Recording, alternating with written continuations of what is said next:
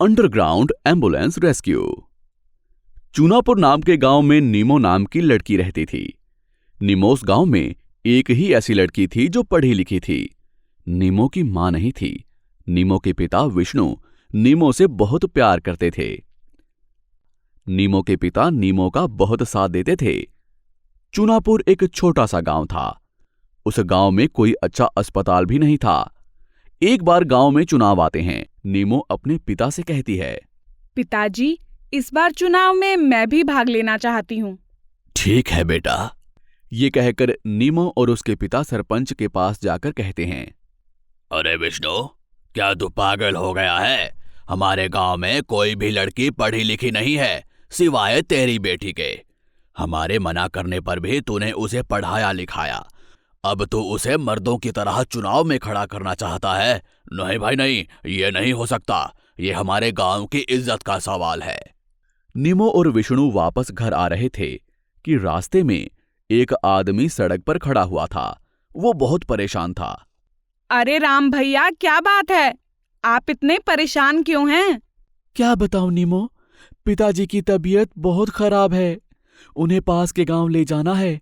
बहुत देर से एम्बुलेंस का इंतजार कर रहा हूं, पर हमारे गांव की सड़कें ऐसी हैं कि एम्बुलेंस को आने में देरी हो रही है। इतने में एम्बुलेंस वहां आती है।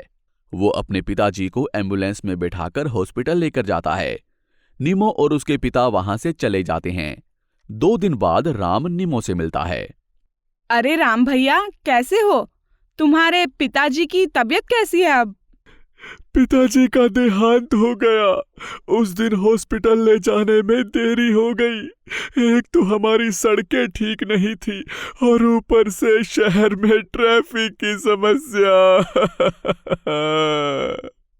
पता नहीं हमारे गांव को कब मुक्ति मिलेगी।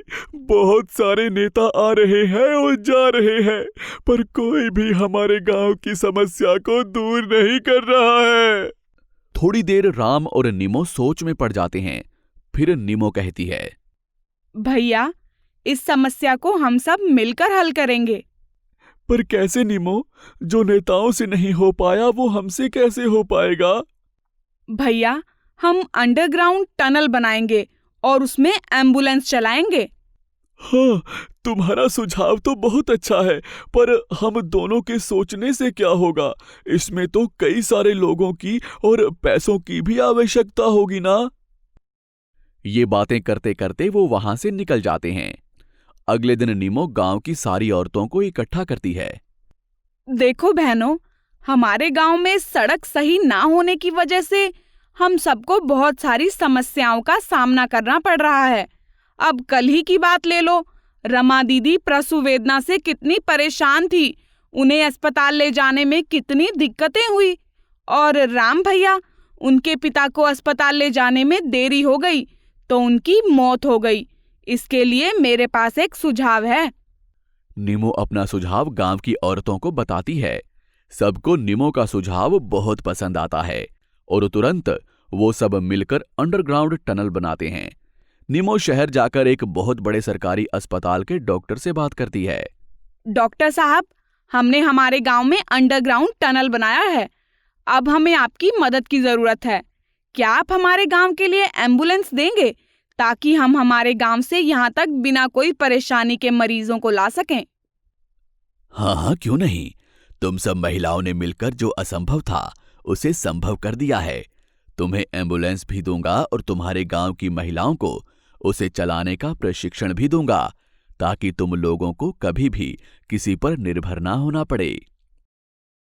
इस तरह बहुत कम समय में ही उस गांव की 2 महिलाओं ने एम्बुलेंस चलाना सीख लिया और वो अंडरग्राउंड एम्बुलेंस आसपास के गांव में बहुत मशहूर हो गई। सारे गांव वाले नीमो की तारीफ करने लगे। गांव वाले, अरे वाह नीमो, तुमने लड़की होकर भी हमारे गांव की समस्या को दूर किया। जो बड़े बड़े नेता नहीं कर पाए वो तुमने कर दिखाया। भाई वाह वाह वाह। ये कहानी हमें सिखाती है कि हुनर के आगे लड़का हो या लड़की, दोनों समान होते हैं। आपको हमारी ये कहानी कैसी लगी हमें कमेंट बॉक्स में जरूर बताएं। और यदि आप ऐसी ही और भी कहानियां सुनना चाहते हैं तो हमारे चैनल को सब्सक्राइब करना ना भूलें। शुक्रिया।